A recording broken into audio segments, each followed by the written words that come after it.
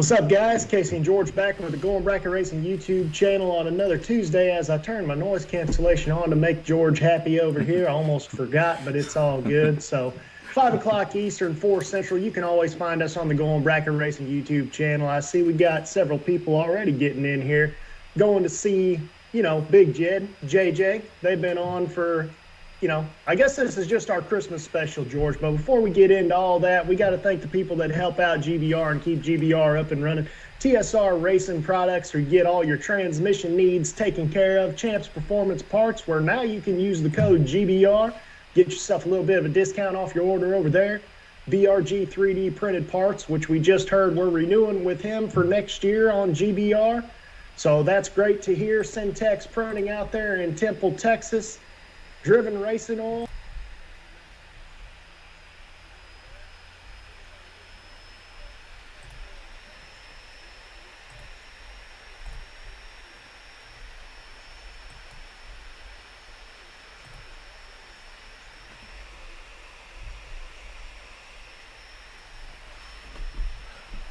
Yeah, man, hopefully I'm not having any technical difficulties right now. I feel like the sound's being a little weird, so make sure everybody heard Casey. Give me a 1 in the chat. Make sure it's not just on my end, and we'll keep moving from there. But things seem to be a little quirky today, to say the least. So we're good to go. We're good to go. Then we'll keep moving. I heard somebody said we lost Casey though, so hang on a minute here while I get some things sorted out, and we'll be right back to you. But let's see here.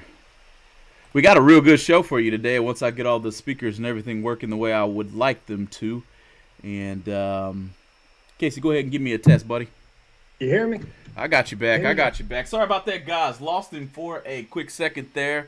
Got him back with a little bit of a Hail Mary I just threw there. It just so happened to be a touchdown, so I'll take it and keep moving.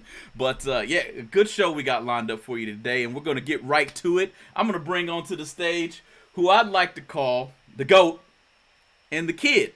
And everybody knows that a baby goat is actually referred to as a kid. So, Jed and JJ Pennington, back in the show. Welcome back to the show, guys. Great to be here, George. Really appreciate you guys having us on. You and Casey are two of my favorites to watch. You guys have a real good sense of what's going on in the world that we play in on the weekends. And really cool to get to be on the show and participate and just chat with you guys. Excellent. Hey, we're glad to have you back. I think we joked about this in the back scenes on the behind the stage, guys. But we might as well make this annual. It seems like this time of year is a really good time for us to have old Jed and JJ back on the show. We're gonna get it started, get it moving here. I know we got a little bit of a time constraint, a hard stop there. First question coming out: what were some of the major things that surprised you in 2022? Seemingly participation was off the charts. I'll let you have it, Jed. Some surprises from this past racing season. Well, honestly, George, when you say that participation was off the chart, we're all a product of recent memory. But if we remember, the first part of the year started a little slow. Some events were way down on participation. And so we all thought, especially those of us that are on this side of things, the media side, that we were going to see a challenging year. But as the season moved forward and conditions seemingly got worse, as far as fuel pricing and just everything taking a hike in cost, the events started really just getting that much better. And obviously grew to record numbers. What we've seen this fall, we've seen most events that are fall-based events having record numbers, which is very encouraging. So I think that what surprised me the most about the year is basically the kind of turnaround that it made, really. I can agree with that 100%, man. I know you guys on the Sportsman Drag Racing Podcast, you and Luke talked about it. George and I talked about it. Gary Don talked about it. Everybody was wondering what was going to happen with this year's bracket racing, but I mean, it just got bigger and bigger and bigger, like you said. And the question I want to ask pertaining to that is, Do you think that that means that more people joined the bracket racing community in 2022, or at least maybe all the publicity that we've all been giving them now with Motor Mania, Drag Story, GBR, Sportsman Drag Racing Podcast with Luke and Jed, Drag Champ, drag coverage, all these things. Do you think that bracket racing is finally getting the publicity that it's needed to be huge again? Most definitely, Casey. Obviously what you guys do, what we do, and several other people do like these programs, that's only helped. But I wish I could pinpoint what has created the larger crowds and the records, but I really can't. Luke asked me on the show several shows ago what I think has led to these large crowds, and quite honestly, I'm blessed to get to be a part of some very large events, and I see it over and over. The pits are full of business owners, and if you're a business owner right now and you have been in business for a little while, business is good. It's challenging because of supply chain issues, and it's challenging because your parts and pieces are delayed, anything that you're having to put together. But for the most part, most business owners have more demand than they have supply. And, you'd much rather have that as opposed to more supply than demand. So I think business owners are doing very well. The top bulb pits are full of them, people that can take the 4, 5, 6 days that it takes to attend these events.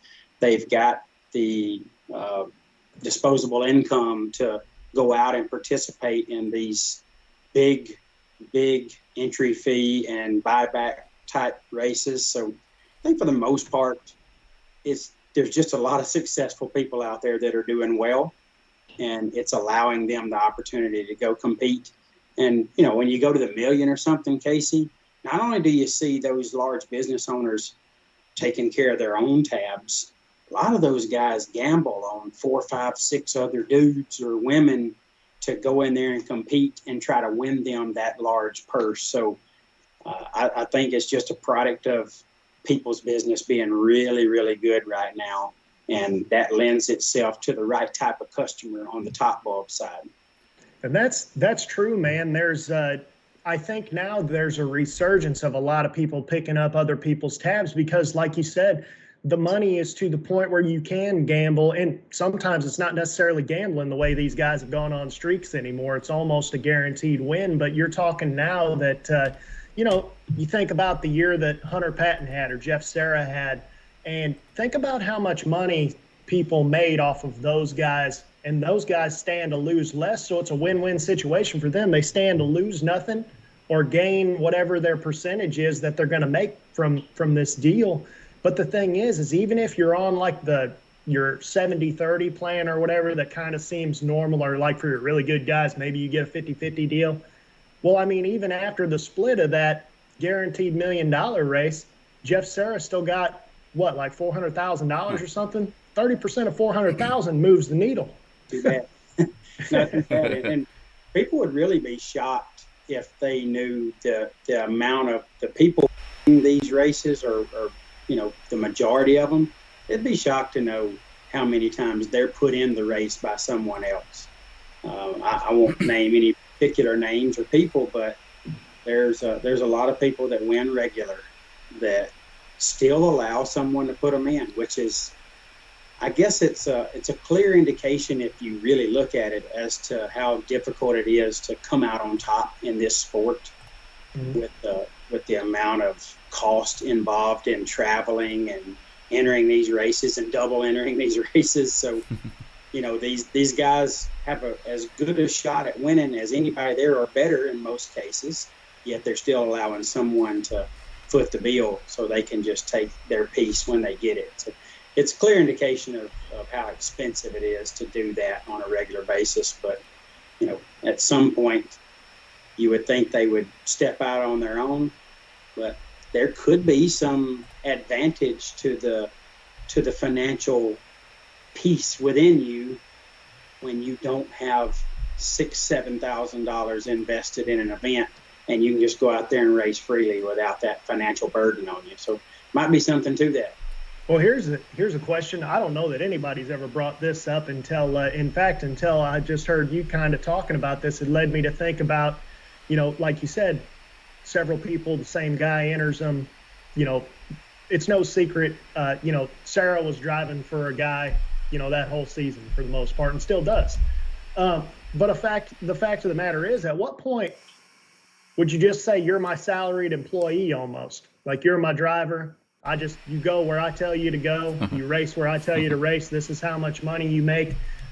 That'd be a good deal for a driver at that point, like literally you're going to your day job at that point. It doesn't matter if you win or lose.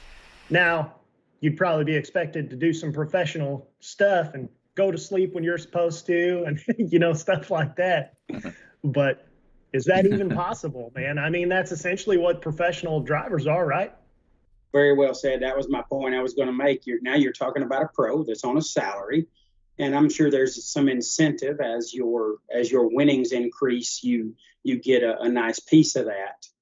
But it would definitely be a different play for a car owner in our world to do that with someone. But I would think it's probably been done at some point or another. But on the large scale, I think the racers that are winning at a high enough clip to be sought after by these car owners, well, their car owner probably has reaped so much benefit from their winnings that they, if you tried to propose that to them, they'd probably say no, thank you. No thanks.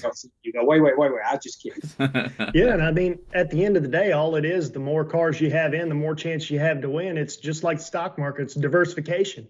The more people you have entered in a race that says we're taking 300 entries, if 10 of those are yours, you have a lot better chance than one of them being yours, especially if I'm in the driver's seat at times.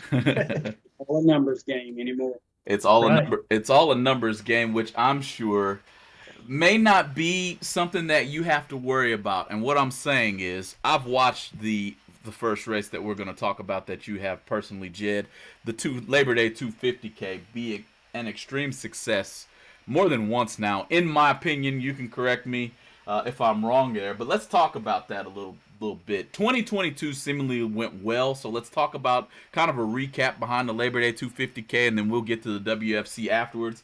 But let's also talk about 2023 coming up. I'm going to flash that flyer across the screen a little bit too, but let us in on how 2022 went for you first. Well, 2022 was a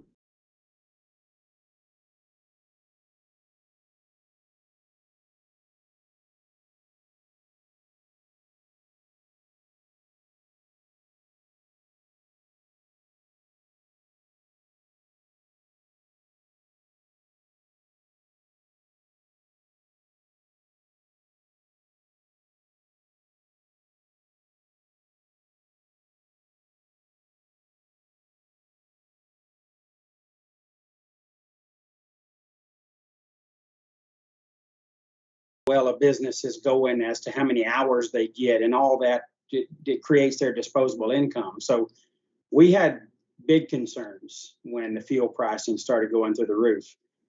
However, we had over 450 entries at the World Foot Brake Challenge in July, and that was honestly exceeded our expectations. It was phenomenal, and it was a real blessing. And then when we got to Labor Day 250K, you're talking about now a race with $1,000 weekend entry. Now it pays very large money. It's $100,000 guaranteed on Saturday, no matter how many cars show up. So when you start talking about that in the foot brake world, that's a big deal. But it also comes with its share of risk, and it was a concern for us as well. But we had over 250 in that one, which again, with all the conditions that our core customers facing, it was remarkable. It really was. It was a true surprise and blessing for those kind of crowds to show up in Bristol 2 times last year, or this year. Actually, it's still 2022. Isn't it? Absolutely. Yeah. Well, so far. Yeah, man. And the cool part about the World Foot Brake Challenge is that don't you start getting paid second round win, right? In the WFC in July, yes, that's second round. It's third round in the Labor Day race, but it is second round in the World Foot Brake Challenge. So, and as far as I know, that's the only race that does that. Have you heard of another? I mean, maybe there have been in the past, but I haven't heard of anybody doing that recently. I've heard of it, Casey, but not on a mega event like. And that's certainly not boastful, but an event on the scale of the World Foot Brake Challenge, I haven't heard of a second round payout. Right, and considering that, what is the entry fee for the WFC? $450 for 3 15-granders, and you're starting to get paid second round. Second round win, I should say. Two different things. But the fact of the matter is that that's the foot brake race. I mean, everybody that I talk to, that's the gold standard as far as foot brake racing goes. Just because of something like that, it's literally a race that's affordable, and you're already getting your money. If you intend on going to a race like this, surely you're going to get. I mean, we've all been there, but surely you're going to get past second round at least a couple of days. You know what I mean? So it decreases the burden at the very least. I think most people's mentality, regardless of what talent level you possess, I think most people say that to themselves. I can win second round. I can win second round in any race. So maybe that has led to the pits being full, because maybe their thought is, that's not a race that I'm likely to win because of the talent level and the amount of people there. But I think a lot of our customers go, I can at least probably win my money back if I have a decent performance and even make a few bucks. So, I think definitely my partner, Steve Stites, is the one that come up with that second round winner payout many years ago when economic conditions changed after 2008. And we changed the format of the race, and he come up with that second round winner payout, and it has done wonderful things for the event and the amount of participation that we've seen since that point, since the inception of the second round winner payout. Definitely. And I mean, at the end of the day, like I said, definitely an affordable entry fee. And, again, might as well say again, the gold standard as far as foot brake racing goes. But, talking about foot brake racing, last time that you and JJ were on here, we were kind of talking about where the young guys are heading. And kind of like, I kind of see foot brake racing being on the rise, for lack of a better term. But, last time that you guys were on here, JJ said a lot of the younger crowd was heading towards the foot brake ranks. This hasn't really been the case in the past. I mean, I know when I got out of juniors, the first thing you wanted to do was get in a big dragster and keep on moving. What do you think? And I'll just ask JJ this. JJ, what do you think the mentality is as far as guys your age wanting to kind of stick around the foot brake categories and making that more desirable? Is it like a cost aspect? Is it a competition aspect? Or foot brakes finally getting the love that they deserve? So I do think that foot brake is starting to get more love for sure. Obviously, junior dragster guys, basically what they do is foot brake. And obviously, they're not stalling up like you would in a big car or anything. But, I mean, they're still foot braking. They hold the brake and then hit the gas when the third yellow comes on. Same thing's foot brake. It's like this guy right here tells me, when you become a really great foot braker, you're already the best racer you can be. The better foot braker you are, anybody can let go of a button. Anybody. Right. I prove that to myself. Anybody can let go of a button. So when you become a great foot braker, you've become the most versatile and the best possible racer you can be. I agree, man. And, Nick Hastings proves that day in and day out more than anybody. Kevin Pollard did the same.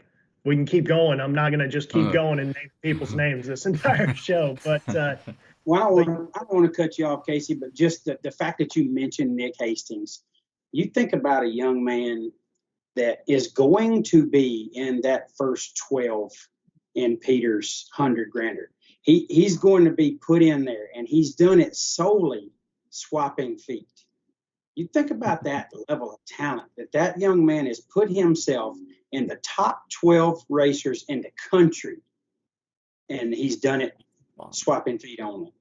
That's right. amazing accomplishment. And it, you know, I don't know the list, and Peter and I haven't discussed it, but I feel very confident Nick will be in there. Oh yeah, Oh, same here absolutely. from us here at GBR. I'm pretty sure he was on both of our lists, Casey, last week on the mock draft. He was my number one, so I don't want to hear it. I mean, by far, in my opinion, the most feared driver in bracket racing right now is Nick Hastings. But we won't go down that rabbit hole if we don't want to. If you guys want to, let's go. I'm willing to hear an argument that would say something different.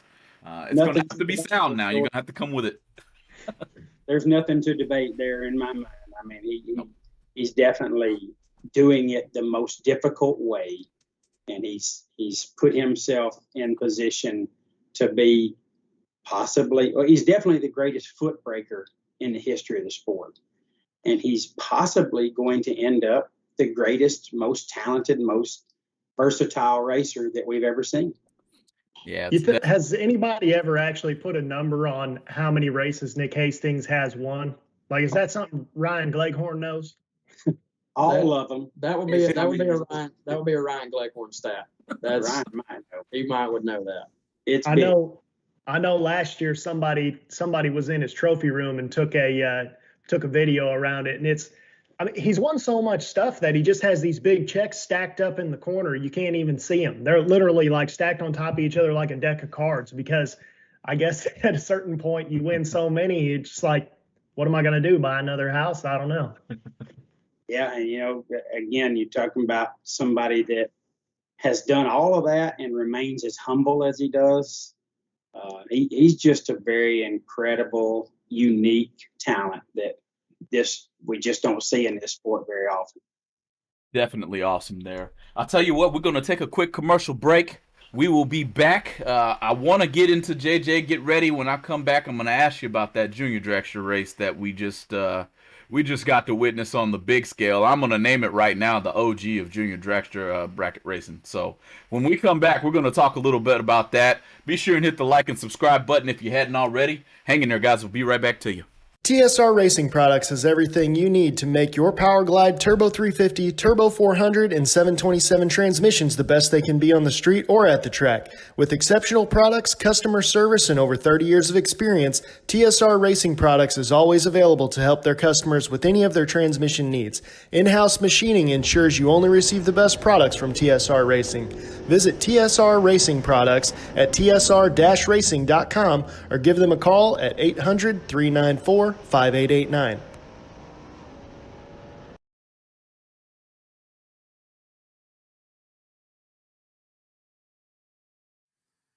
BRG Motorsports 3D printed racing parts are able to provide you with whatever you desire to enhance your drag racing operation.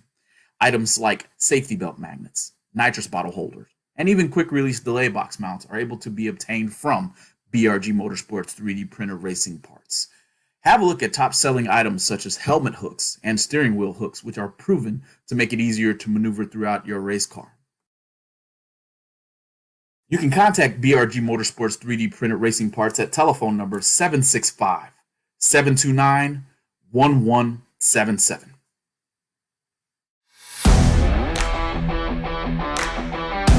Innovation never sleeps at Proform, and we're making our popular Black Race Series carburetors even better by adding new features that will set them apart from the competition. Some of the newest features include a newly designed main body with contoured Venturas for better airflow and a new inside and outside two-step down leg boosters for increased atomization and better throttle response.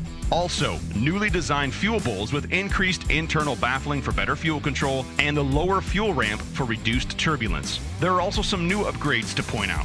The fuel bowls now both include nitrofill floats, and the throttle base plate now has slabbed shafts for better airflow. These new features, combined with a fully adjustable high-flow main body with screw-in air bleeds, billet metering blocks, high-performance billet throttle base plate, and aluminum fuel bowls with sight glass windows, makes for a great street strip carburetor that packs a punch.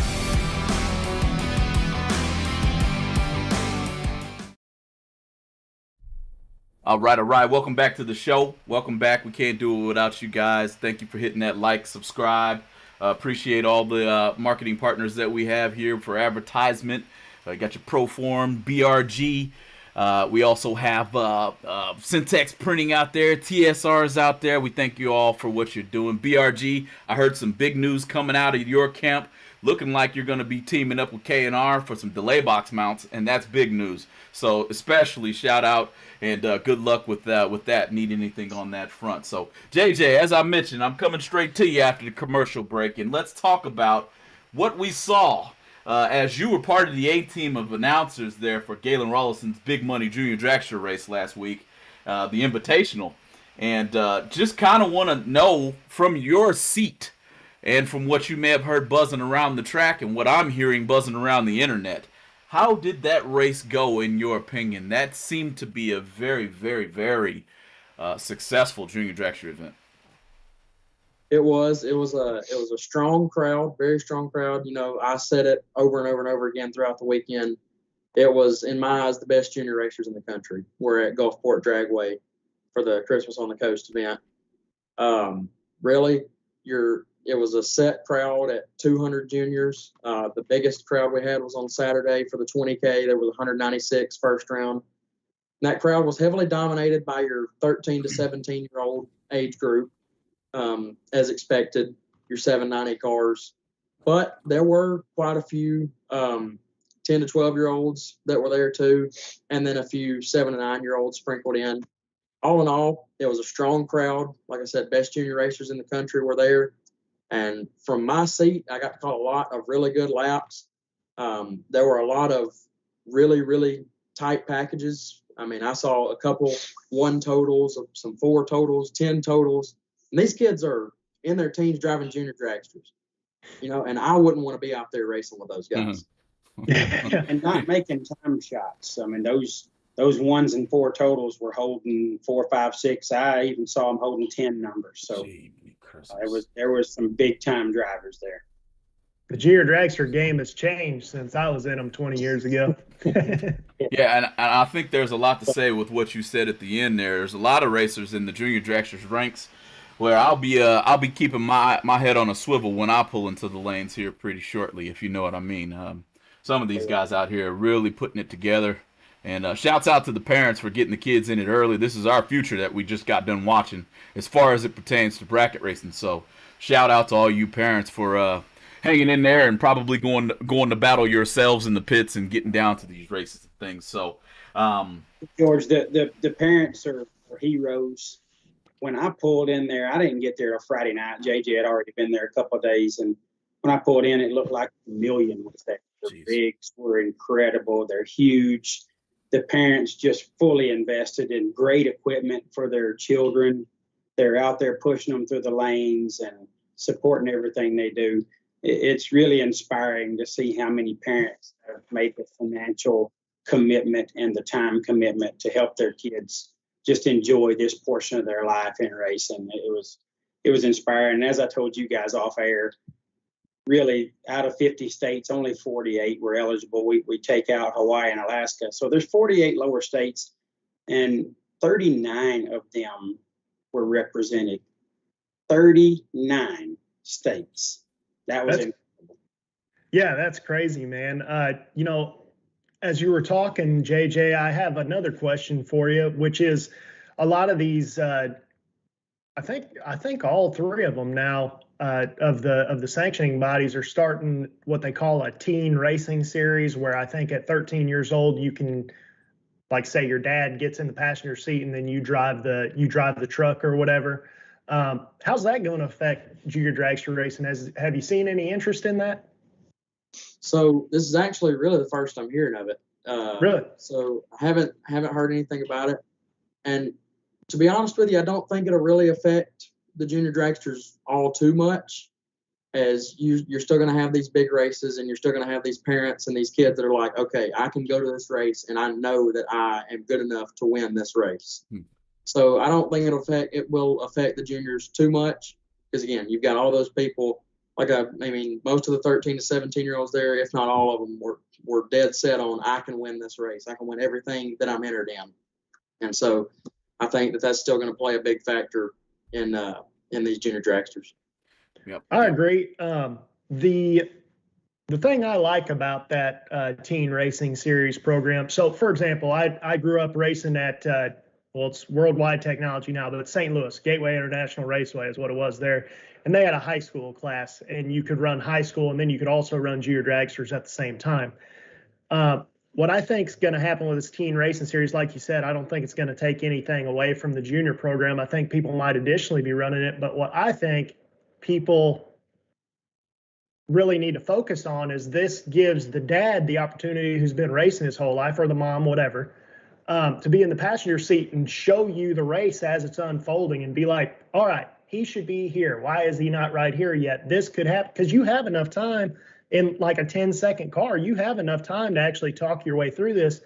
But the difference is as your parent is teaching you now, they were in there too. They saw exactly what you saw. So if you didn't see something exactly right because you're new or whatever, it's an actual teachable moment, not a moment where somebody's saying this happened, somebody's saying that happened. You can actually learn from it. So, Jed, I guess what's your opinion of something like that? Well, I think that's a wonderful thing, and I definitely think that it can lend itself to some great teaching moments, having that co-pilot, if you will. But quite the contrary, there are a ton of junior parents that have never raced themselves. So That's a good point. I think it will give them the opportunity to learn just as much as the others get the opportunity to teach. Yeah, the shoe almost goes on the other foot too, and it's like you were in the car too, so you saw why I hit the brakes instead of when I get back to the trailer, why'd you kill so much? Well, if you were in the car, now you get a chance to see why I got rid of so much. That's actually well said. That's well said. Yeah, it's easy to see how the mistakes are made. Yeah. You can condemn mistakes very easily when you don't understand it. Yeah, Right. And, you know, and at the same time, that could potentially get, like you said, I never even thought about that. There are a lot of junior parents, even whenever I was doing them 20, 25 years ago, there are a lot of parents that didn't race, and maybe it gets them involved with it more, and they want their own race car now too, because they understand it and they can do it too. Maybe we get more people involved with sport that way. I think it can only be a benefit to have the parent be able to sit in the vehicle with the child and go through those motions. But yeah, that's a really good point to that, Casey, is that it could create an opportunity for them to go, that was a lot of fun. Let's get us a couple of cars here. Hey, and I guess this will go right into the next subject. Now that we're talking about this, let's get us a couple of cars where you've just watched a child foot brake if you were in the passenger seat. Before attending some of these big money foot brake races, what do foot brake racers, in your opinion, consider before saying, I'm coming to the 250K on Labor Day, or I'm coming to the WFC? What do you think is going through their mind, Jed, when they make the decision to come? Besides the ambiance of Bristol, which I've never seen in person, that's probably going to be, I don't even foot brake race, but I'm contemplating just bringing my truck or something, just so I can have an excuse to wake up in the mountain. So tell me, what do you think goes into considering that race? You know, again, our core customer, George, is the working class. So I think first and foremost, it's always cost. I think cost is definitely the thing that they look at first and decide if they have that disposable income to go try to compete. I definitely think that the foot brake racers try to figure out how soon they could get their money back. You know, how much winning do I have to really do to get my money back? And certainly, you know, the events we have is at Bristol. So the facility matters. I think Bristol is definitely a destination type facility that I hear it every year. Man, I've always wanted to race there. I'm going to do it. This is my first time. We get a ton of first timers every year. And I definitely think that because the facility is so legendary and so picturesque, that people want to attend races there. So I think a little bit of that starstruck feeling comes into play, and foot brakers are like, I'm going to get a chance to go. Not only do I get to go to Bristol and race, they've got showers. It's July. The temperatures are mid 80s to upper 80s. The lows are in the upper 60s or right around 70. I can sleep in the trailer. I can be comfortable. I don't have to have hotel room. I know I'm not going to park in the dirt or the mud. If it rains, we've proven over our 16 previous years that we're going to fight through it best way we can and give you what you're paying for. And certainly, lastly, but not least, I think foot brake racers like to go where their friends go. Our event has become as much a social gathering as it has a drag race. You know, every year there are people that say, yeah, you know, we're back for year number 9 in a row. And I've got my buddy, you know, I'm from Illinois and I got my buddies from Pennsylvania that's going to be here. And these couple of guys from Florida that I always park with. And I really think people like to get together there and just reunite and take their shot at winning and just have a great time. I agree, man. It's kind of reminiscent of like Sturgis or something like that, only for drag racing. Because whenever I lived in Colorado, I'd ride to Sturgis every year because I was in Denver. It's 4 hours, you know. So we'd go up there and go on vacation, and we met a bunch of people from Washington and California and stuff like that, and we would all just meet there every year and all hang out. And it's funny, guess what? They were all racers too. We are all attracted to each other. It's weird. Yeah, makes sense. But man, this is something that I've been harping on for the entire year, especially since what happened at VMP. But I've been harping on the excitement that a points program brings and could bring to some of these multi-day events that seemingly are happening every single weekend. And I'm not talking about keeping track of, I mean, on one hand I am, because like VMP did it, kept track of points throughout the entire season. That's a little different because it's at the same track all the time, you know, and everything can kind of be all together. What is the value of a points program, in your opinion? And more importantly, what would go into making it happen at something like the World Foot Brake Challenge or the Labor Day 250K? Because these are multi-day races. Is that possible? I guess I should ask first. Well, it's definitely possible, Casey, and the value of it is tremendous. I think points program's a wonderful thing, and rewarding the points winner over a weekend or a series is you know, something that I think anybody desires to do, any promoter desires to do. The challenge is when you allow double entries and the racer doesn't get the number changed properly, or, you know, we've had them over the years just for buy run purposes. There have been 1 or 2 that tried to manipulate the system with a number change or lack thereof. So, you know, our fear is that we would not get the true champion. There's a chance we wouldn't get a true champion, yet we would reward a champion just based on how they did their numbers. And that's a challenge for us that we haven't figured out how to beat.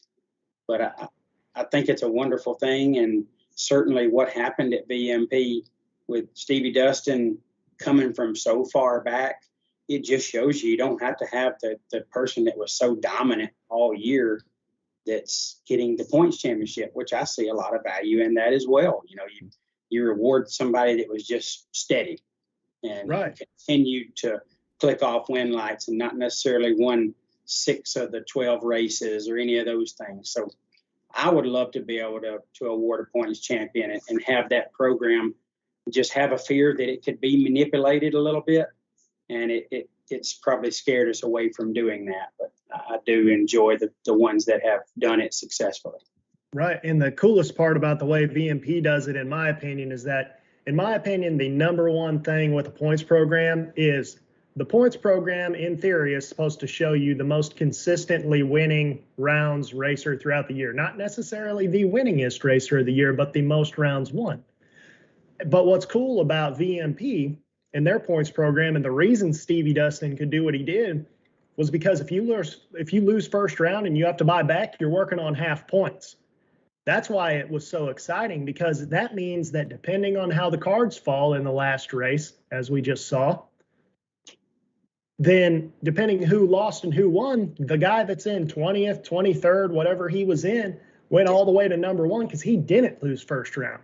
And it makes all these other guys be biting their nails. That last day, I want to say Ryan said that last day that there were like, obviously anybody above Stevie could have won the championship in theory, but towards the final, about fourth or fifth round on, there were like 4 different guys who could have easily locked the championship in through that time period. I mean, I feel like it builds excitement, and people like to say, oh, if you don't know what's happening with bracket racing, it's boring. Well, when that's going on, it's not boring anymore, because now guys are betting with their buddies. Guys are interested in seeing, well, how can my guy win, this deal, and, stuff like that.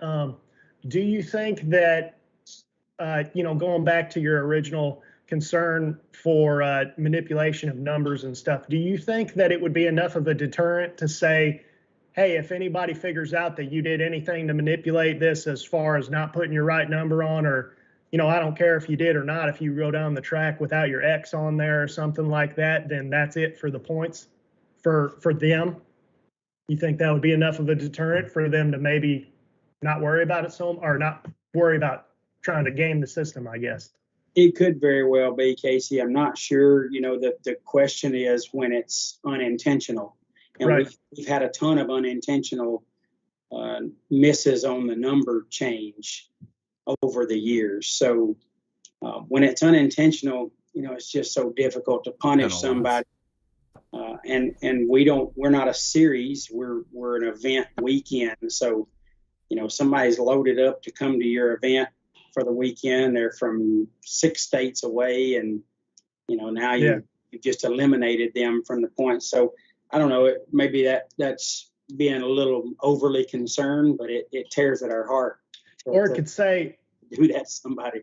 Right. No, I understand that, because it could be a scenario that some person has been awake for 2 days straight trying to get to your event because it's their dream to come there. I get what you're saying. Maybe you could do a deal where, hey, if we catch you, then you're penalized in some way, shape, or form. Maybe not totally taken out, but like, hey, man, I'm sorry, these are the rules. We got to take a round away from you or something like that. Well, that day's points, maybe. Right. Yeah. Right. There is opportunity there. That's some good thoughts and some things that Steve and I can definitely discuss. That might open us up to be able to do something like that. Really good thoughts. Definitely seems like the thought process you guys have going for these races is pretty good as a whole. And I know you obviously have to use 2 brains to figure out how you guys are going to host these races as partners based on what I see as giveaways. And I guess I ask here and have seen others utilize this kind of a thought process behind promoting a race.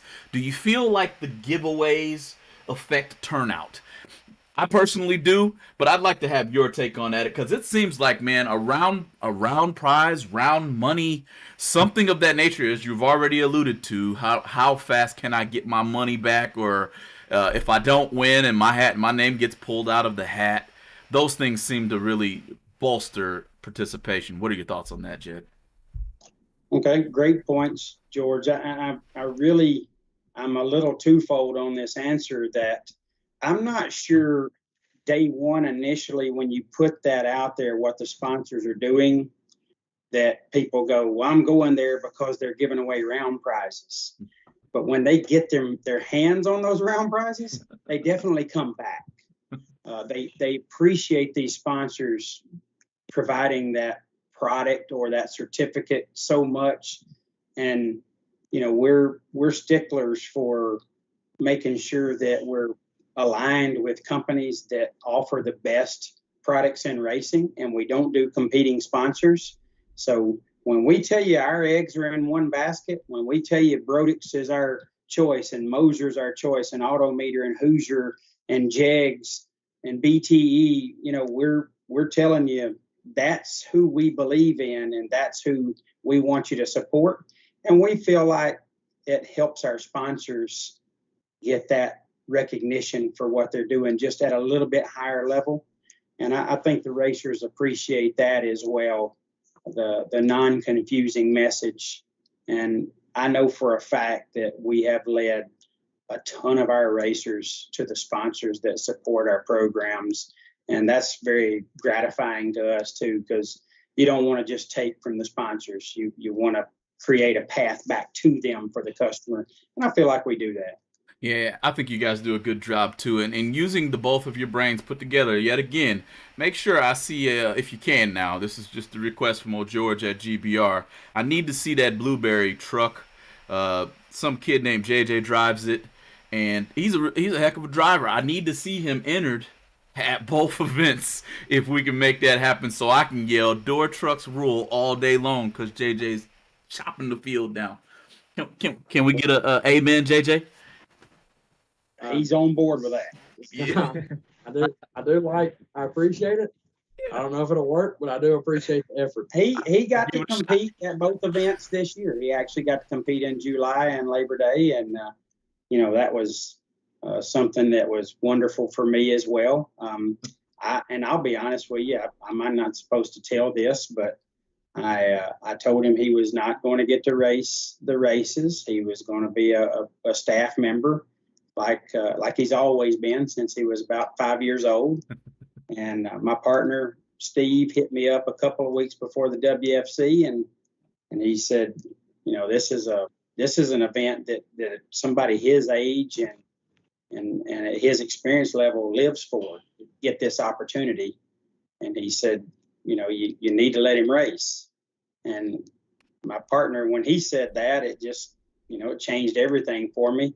And quite frankly, Adam Davis had been wearing me out, allowing JJ to race. And I told him, no, it ain't happening. It ain't happening.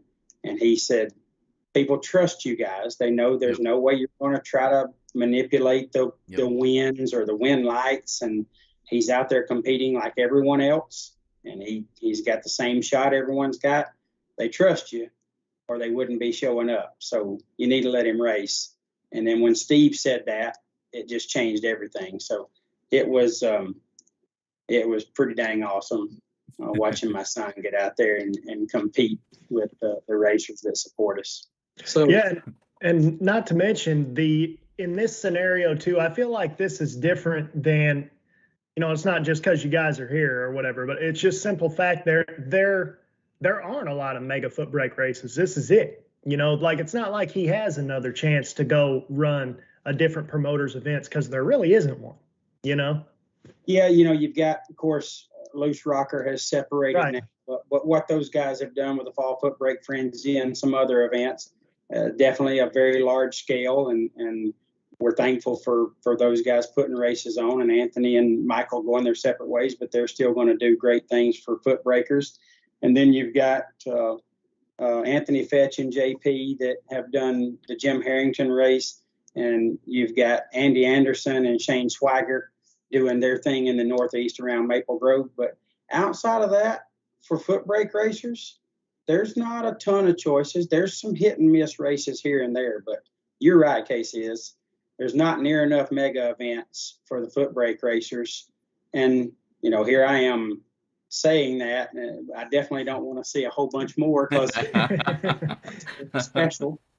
But if it happens and there's a bunch more, it is what it is, and they get more offerings. So that's a good thing. JJ, I think you had a point you want to make. So about the allowing me to race at both the WFC and the Labor Day 250K, he said a couple of weeks before the WFC, it was determined that I would get to race. That is a false statement. It was the day before we left. That's when you were told. That's when I was told. I had just raced at Baileyton Good Time Drag Strip the weekend before, me and my cousin Andrew Lindemood, and I'd got down to 3 cars off the bottom with Cody Barnhart and Adam Davis, and I'd been told that I wasn't going to get to race. I had people that would come up and ask me, had people ask me that weekend, the next day, what have you, like, hey, you going to get to race in Bristol? No, I can't do that. Send mixed signals, I'll just be a staff member. I'll stay behind the scenes like always. I found out that Monday that I was going to get to compete in the World Foot Brake Challenge, and I mean, it was like a dream. I'd been dreaming of it for a long time that I would get to, and the last few years I'd come to the realization, like, okay, this I'm just, it might be something that never gets to happen. I'll just be a staff member and do my part like I've always done. So when I found out that I'd get to, that was, like I said, a dream come true. And then I'd been told even after that I wouldn't get to race the Labor Day 250K. And I'd almost decided that I was going to stay home and run our local points series. I was top 5 in points at the time. And I'd almost fully come to the decision to stay home and run the point series that was that weekend. First and second and third weren't going to be there. And so I was going to stay home and run that. And then he told me, look, I talked to Steve, and we're going to let you race at the Labor Day 250K. So that was, again, another dream. $100,000 off the bottom. Easy decision. Easy decision. Yeah, man. So whatever you guys looked, I know you got the crystal ball drag racing over there, or whatever you want to call it. So you guys are both highly involved with everything going on in the bracket racing community. What does the future look like in 2023 and beyond? Is foot brake racing going to keep growing at the rate that it seemingly is? What do you believe the racers are looking for on the top or the bottom, whichever one you want to talk about, or both, in 2023? Well, I'm not sure foot brake racing in general, Casey, will continue to grow. But I think the larger events will continue to receive great participation and maybe even some growth in 2023, simply because of the live feeds and the fun that's being had. And I think it's refreshing for people to step outside of their comfort zone a little bit and attend some of these events to kind of see where they rank with all the people they've watched. I think it's pretty exciting for the foot brake racers to stage beside the Nick Hastings and the Lucas Walkers of the world and Charlie Lockhart's, Adam Davis. So I think they get excited about that. So I think the large events will definitely live very well and maybe even see some growth this year. Locally, foot brake racing is a challenge. It is a big challenge. We see 20 and 25 car fields on Saturday nights, fairly regular. So I think that is a challenge that I'm not sure how to beat, how to win against. But I think foot brake racers themselves can help the crowds by getting out and recruiting some folks. Find some old racers that still got the hot rod sitting there. Let's air those tires up, throw some fresh fuel in it, and come on out here and compete with us and have a good time. Tracks need to continue to do a good job of promoting for the bottom bulbers, and we got to find some new blood. There's a lot of junior racers out there that want to do what you said and let go of that button and that dragster when they move on, and we need to make sure that we're recruiting them to try to come join us and race with us on the bottom some too. Yeah. And I also think that people need to realize that it's not an all or nothing thing, because there's plenty of people out there too. I mean, these dragsters are insanely expensive anymore, even a used one. I mean, I can't believe how expensive they are for, realistically, I'm not downing anybody, but realistically no more than a dragster is. If you look at a tube chassis door car, there's a lot more work involved in that. But the fact of the matter is, those dragsters have all been the same for realistically since 2015 for the most part. There's little things different here and there. I mean, those Ultra Tech cars are unbelievable. But that's just, neither here nor there. I'm talking about performance on the racetrack. But if you have a car like, for example, my Nova, the delay box comes in and out on a trailer plug. I can literally get it out in 10 seconds. You could run both classes with it, or you could show up one week, maybe you don't have a lot of money, you enter foot brake. Next week, maybe you work overtime and now you run top with it. And you can kind of run one or the other, get your feet wet, figure out which one you like. Maybe you like both, because at a local event, you got plenty of time. Run an alternator, run 2 batteries, run a big fuel cell, and just run right back up. And as JJ stated early in the show, you learn to race on the bottom, swapping feet and doing that, you're going to become, your focus improves. You're going to become a better racer regardless of what bulb you're leaving on or what style of racing you're doing. When you make yourself a great foot brake racer, you allow yourself to be the most versatile. Nick Hastings doesn't put the delay box in, and he goes and competes with the best there is on the top. So you give yourself the opportunity to enter pretty much anything. Right. So I'm challenging I'm challenging you top bulb guys that's got a situation like Casey where you can get your car to the bottom fairly easily.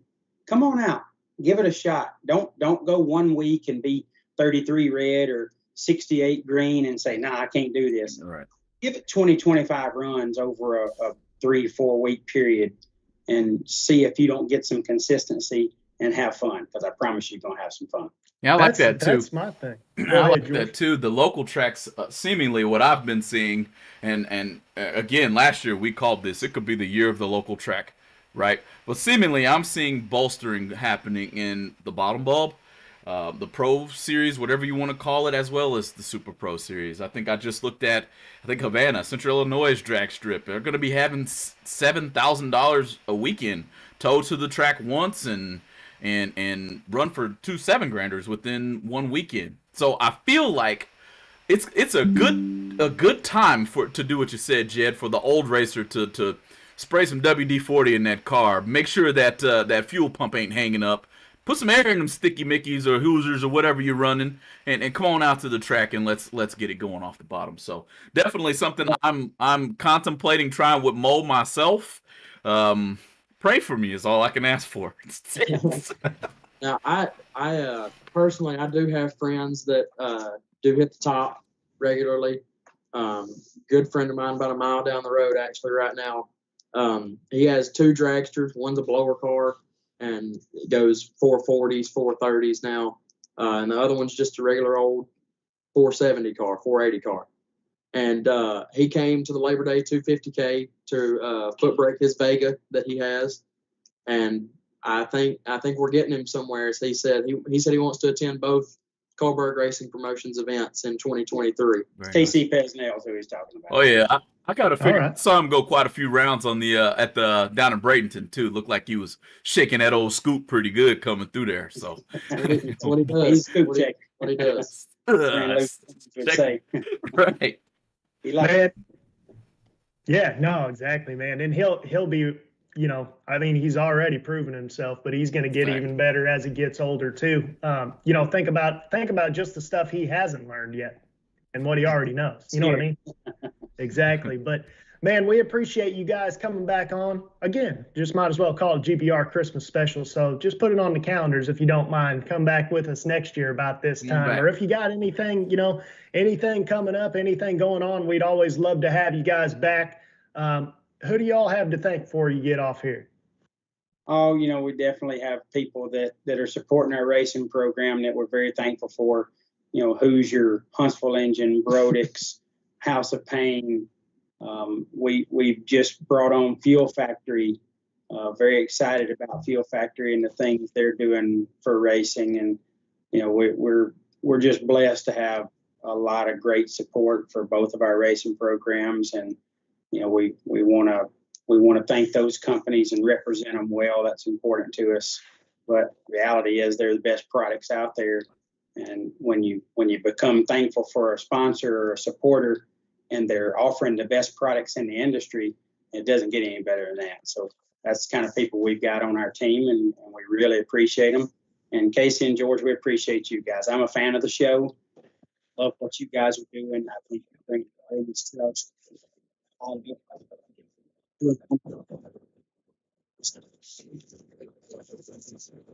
Cutting out a little bit.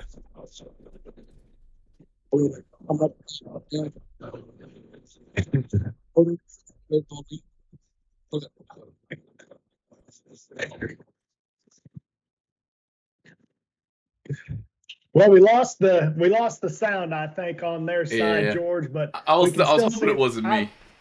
Yeah, obviously JJ is thanking his old man on all that stuff. Jed, thanks for what you do. We appreciate all the kind words you say about us. And JJ, I see you chiming in on our stuff quite a bit also. So we appreciate all the support you guys give us. Again, we just want to thank TSR Racing Products, Champs Performance Parts, BRG 3D Printed Parts, Driven Racing Oil, Syntex Printing out there in Temple, Texas, and Proform Parts. and everybody. And I guess the volume's working, George, is it? It's live. It kept going in and out, and hey, I was over here kind of getting ready to throw another Hail Mary, just like I've kind of been throwing them all the stream. So I think the sound might be back on again. What Casey said. Thanks, guys, for joining us. Pencil it in as annual. And until then, I'm gonna flash the races that you have going on, Big Jed, for next year, and get the flyers up on the screen again, and we'll see you guys not next Tuesday. I gotta get my other eyeball worked on, so we'll be off for a week, and we'll see you the Tuesday after that, though. Have a good one, guys. Merry Christmas, guys. Thank you too. All right, guys, we are clear here, I do believe.